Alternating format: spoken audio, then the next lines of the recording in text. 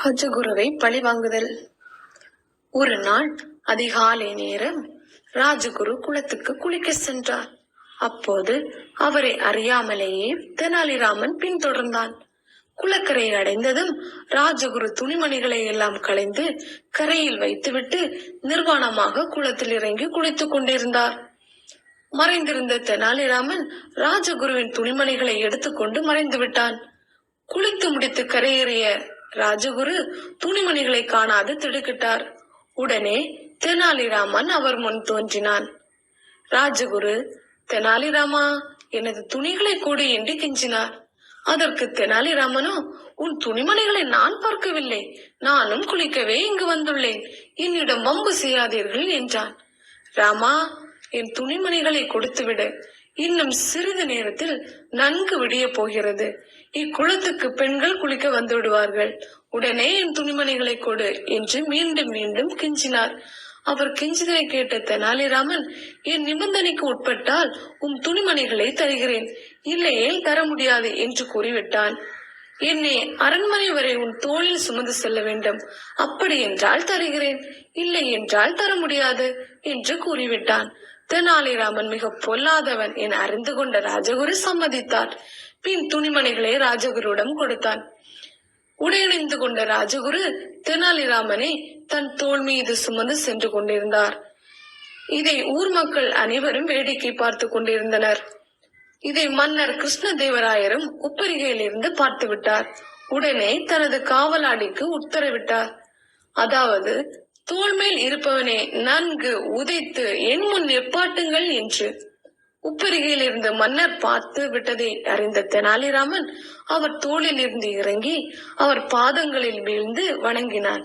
ஐயா, என்னை மன்னியுங்கள், ராஜகுருவை அவமானப்படுத்திய பாவம் என்னை சும்மா விடாது, ஆகையால் என் தோள் மீது தாங்கள் அமருங்கள், நான் உங்களை சுமந்து செல்கிறேன் என்றான். அவன் பேச்சை உண்மை என்று நம்பிய ராஜகுரு தெனாலிராமன் தோள் மீது உட்கார்ந்து கொண்டான். தெனாலிராமன் ராஜகுருவை சுமந்து சென்று கொண்டிருக்கையில் காவலாட்கள் அருகில் வந்துவிட்டனர். ராஜகுருவை நையை பிடித்து மன்னர் முன் நிற்பாட்டினார்கள். இதை பார்த்த மன்னர், ராஜகுருவை ஏன் அடித்தீர்கள் என வினவினார். அதற்கு காவலாட்கள், தெனாலிராமன் தோள் மீது அமர்ந்து இருந்தவர்தான் இந்த ராஜகுரு, தாங்கள் தானே தோள் மீது அமர்ந்திருப்பவரை அடித்து உதைக்க சொன்னீர்கள், அதன்படியே செய்துள்ளோம் என்றனர். மன்னர் ராஜகுருவை அழைத்து விவரத்தை கேட்டார். ராஜகுருவும் தன் தவறை உண்மை என்று ஒத்துக்கொண்டார். தெனாலிராமன் செய்கை மன்னருக்கு நகைச்சுவையை உண்டு பண்ணினாலும் அவன் செய்த தவறுக்கு தக்க தண்டனை வழங்க விரும்பினார். ஆகையால் தெனாலிராமனை அழைத்து வர அரண்மனை காவலாளிகளை அனுப்பினார்.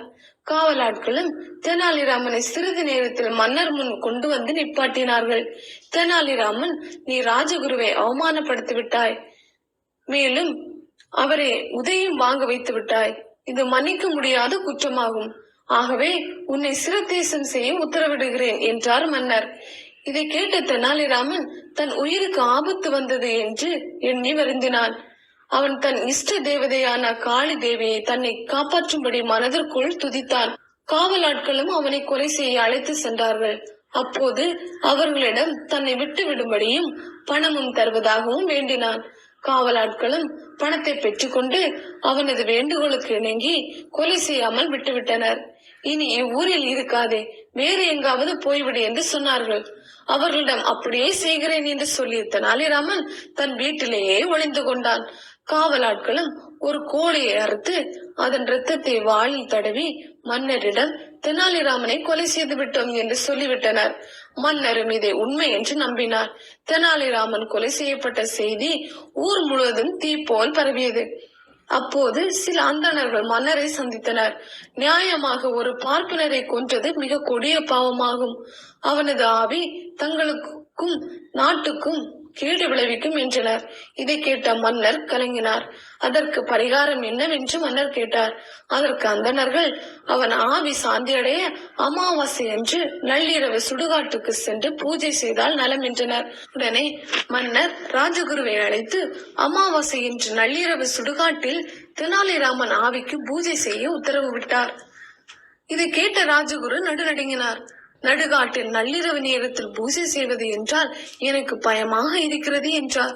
அப்படி என்றால் துணைக்கு சில புரோகிதர்களையும் அழைத்து செல்லுங்கள் என மிக கண்டிப்புடன் மன்னர் கட்டளையிட்டார். மன்னர் கட்டளையை மீற முடியாத ராஜகுரு பூஜைக்கு ஒத்துக்கொண்டார். அமாவாசை என்று நள்ளிரவு புரோகிதர்கள் சகிதம் சுடுகாட்டிற்கு சென்று பூஜை நடத்தினார்கள்.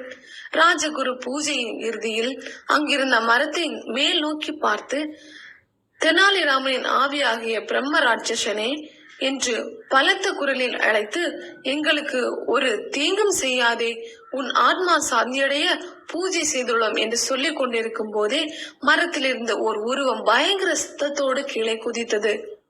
இதை பார்த்த ராஜகுருவும் புரோகிதர்களும் பயத்தால் நடுநடுங்கி அலறி எடுத்துக்கொண்டு அரண்மனைக்கு ஓடினார்கள். அப்போது நடுநிசி நேரமாதலால் மன்னர் ஆழ்ந்த உறக்கத்தில் இருந்தார். இருப்பினும் மன்னரை எழுப்பினார். நடந்தவற்றை நடுக்கத்தோடு கூறினார். இதை கேட்ட மன்னர் இதற்கு பரிகாரம் காண ஆழ்ந்த யோசனை செய்தார். பின் ஒரு முடிவுக்கு வந்தார். தெனாலிராமன் ஆவியாகிய பிரம்ம ராட்சசனை ஒழித்து கட்டி நாட்டிற்கு நன்மை உண்டாக செய்பவர்களுக்கு 1000 பொன் பரிசளிக்கப்படும் என்று பறைசாற்றி அறிவிக்க செய்தார். இதை கேட்ட நாட்டு மக்கள் யாரும் பிரம்ம ராட்சசனை ஒழித்து கட்ட முன்வரவில்லை. சில நாட்களுக்கு பின் ஒரு துறவி மன்னரை காண வந்தார். மன்னரும் அந்த துறவியிடம் தெனாலிராமனின் ஆவியாகிய பிரம்ம ராட்சசனை ஒழித்து கட்டும்படி வேண்டினார்.